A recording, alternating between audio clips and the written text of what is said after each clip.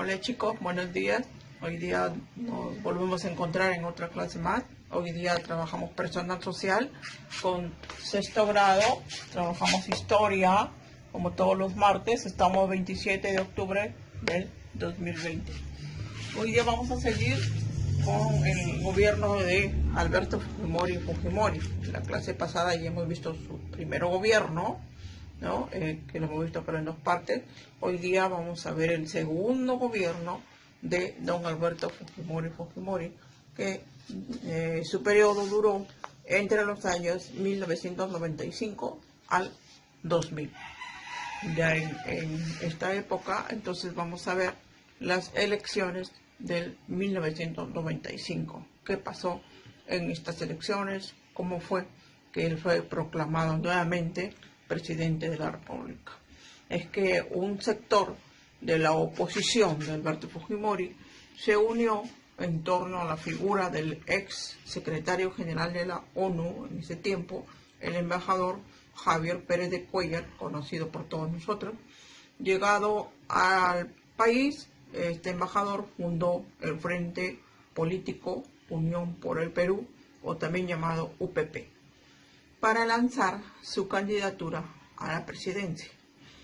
Entonces Fujimori se centró en la eficiencia de las soluciones técnicas, contrastándolas con el peligro de un retorno al caos si no era reelecto. Mientras que el discurso de su rival, Javier Pérez de Cuéllar, fue más doctrinario y poco efectivo. Así fue que Fujimori, con su partido Cambio 90, nueva mayoría, derrotó en primera vuelta a su oponente y se proclamó nuevamente presidente de la República.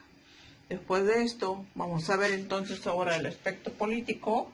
Ya estando él en el gobierno, Fujimori contaba con la mayoría parlamentaria en el Congreso.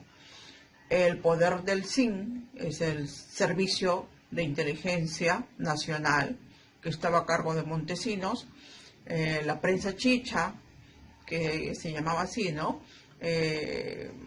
Algunos publicaciones de periódicos que estaban a favor del gobierno de Fujimori. Y también había el control de ciertos medios de comunicación televisivos, los cuales manejaba el gobierno. Entonces todo eso hablaban y comentaban a favor del gobierno, a veces con cosas que no eran ciertas. Pero luego, como una parte resaltante de este gobierno de Fujimori, tenemos la crisis de rehenes y la operación del llamado Chavín de Aguantar.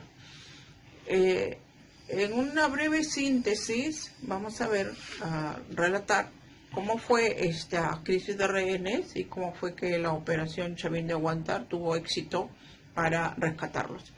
Entonces decimos que el 17 de diciembre de 1996, un comando del MRTA, liderado por Néstor Serpa Cartolini e integrado por 14 subversivos, tomó la residencia del embajador de Japón en Lima, llamado Akihito. Esto fue el día de su onomástico que él estaba celebrando. Había invitado a todos la alta sociedad, ¿no? Y políticos de renombre. Entonces, todos fueron tomados como rehenes. Esta crisis duró alrededor de 4 meses. En el trayecto, durante estos meses, los terroristas fueron liberando a sus rehenes hasta quedarse con una cifra de 72. Claro, previa conversaciones con el gobierno, ¿no? Que llegaban a un acuerdo, que iban liberando a varios rehenes y se quedaron con 72. Su plan era exigir la liberación de su máximo líder, Víctor Porey Campos, que habíamos visto en el primer gobierno de Fujimori, que lo habían detenido y estaba encarcelado.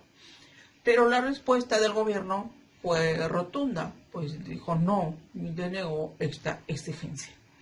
El gobierno entonces inició un proceso de negociación simultánea, pero en ese mismo lapso también preparaba una operación militar.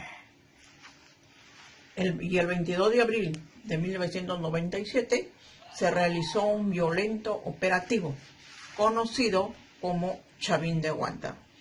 Este operativo duró solo 28 minutos y permitió la liberación de 71 rehenes.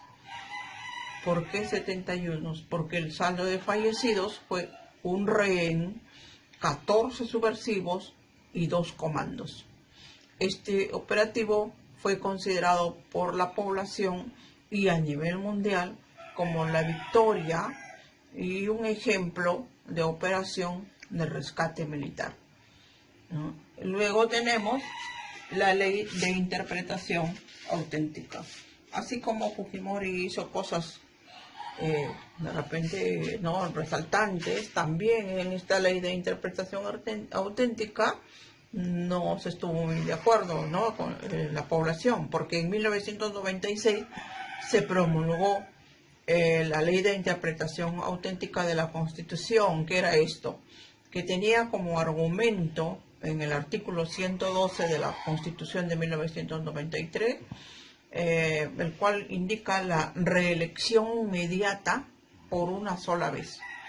Para las elecciones del 2000, el presidente entonces no estaba impedido, ya que para su elección del año 1990 se encontraba vigente la Constitución de 1999. Era otra Constitución, ¿no? Su primera elección por la Constitución de 1993, entonces era la de 1995, por lo que en las elecciones del 2000 recién sería su segunda elección.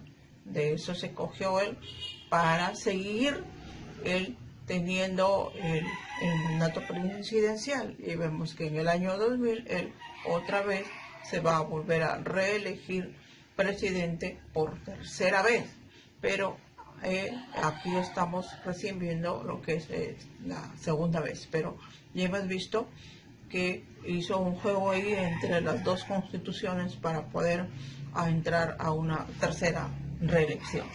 Vamos a ver entonces ahora finalmente el aspecto externo. ¿Qué pasó en este segundo gobierno de Alberto Fujimori? En Ecuador, el 26 de octubre de 1998, se firmó el Acuerdo de Brasilia. Mediante este acuerdo, el Perú entregaba a Ecuador 1 kilómetro cuadrado de nuestro territorio en Tehuinsa. Asimismo, también se le cedió a Ecuador la libre navegación por el río Amazonas.